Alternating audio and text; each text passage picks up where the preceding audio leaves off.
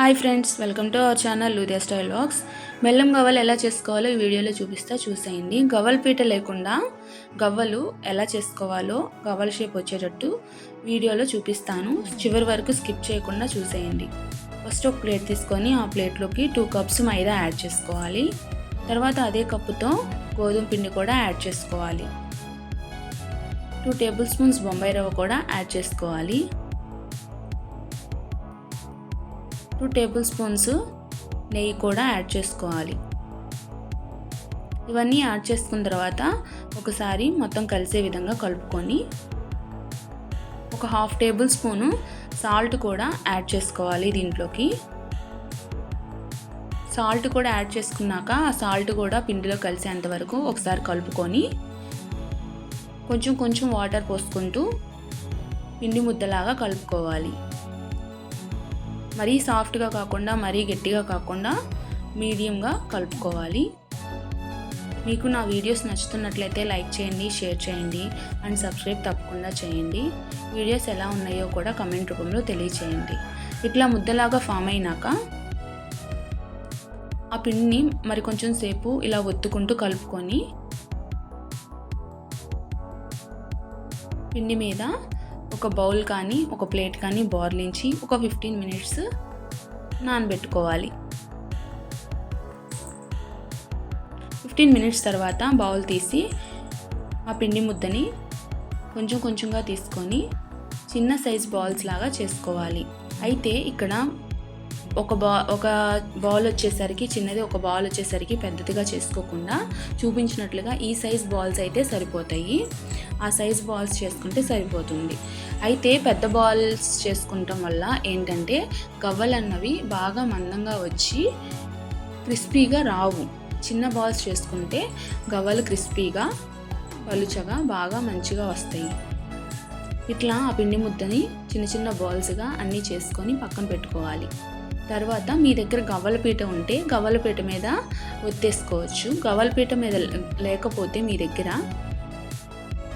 జాలి గంటె తీసుకొని పకోడీలు తీస్తాం కదా, ఆ పకోడీలు తీసే గంటె తీసుకొని పిండి ముద్దని దాని మీద పెట్టి ఒక సైడ్ నుంచి పైకి లేపితే గవ్వల షేప్ వచ్చేస్తుంది. చూడండి, ఒక బాల్ తీసుకొని ఆ బాల్ని ప్రెస్ చేసి ఒక సైడ్ నుంచి పైకి లేపితే పర్ఫెక్ట్ గవ్వల పీట మీద చేసుకున్నట్లుగానే గవ్వలు వస్తాయి.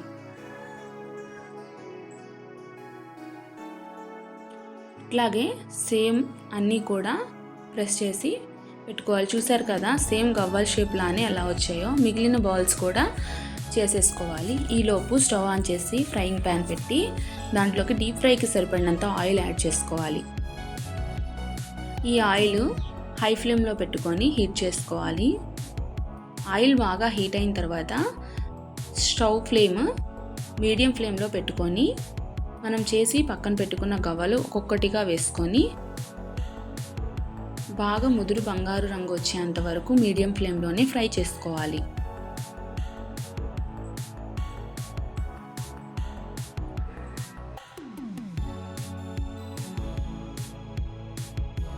ఈ కలర్ వస్తే సరిపోతుంది. ఇవి తీసి ప్లేట్లోకి పక్కకు పెట్టుకోవాలి.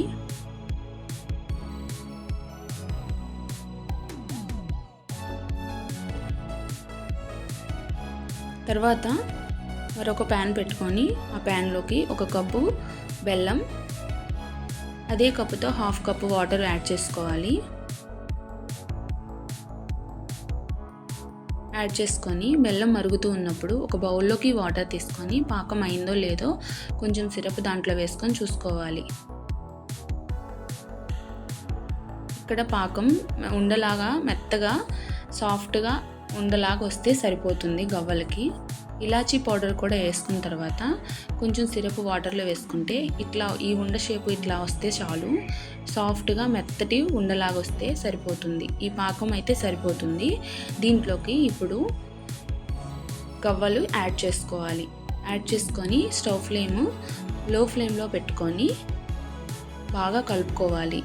ఇవి ఇలా కలిపి ఇలా వదిలేస్తే షైనింగ్గా ఇలాగే ఉంటాయి. ఆరేంత వరకు ఇట్లాగే కలుపుతూ ఉంటే ఆ బెల్లం పాకం గవ్వలకి పట్టుకొని ప్రతి గవ్వకి కూడా బెల్లం అంటుకొని తింటున్నప్పుడు స్వీట్గా క్రిస్పీగా బాగుంటాయి. మీకు నచ్చితే ఒకసారి ట్రై చేయండి.